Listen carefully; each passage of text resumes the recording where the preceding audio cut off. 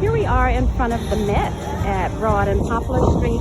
This used to be called the Holy Ghost headquarters many years ago, and you could get a church service 364 days a year. The only time they were closed was actually on Christmas Day. Anyway, the Met is a great opera house, and it looks like they are hosting graduation ceremonies today, perhaps for one of the local high schools. There is never a dull moment in the city of brotherly love. This is my college town, and even though I raised my family in the suburbs in Montgomery County, this always feels like home. This is where my parents dropped me off when I was a college student.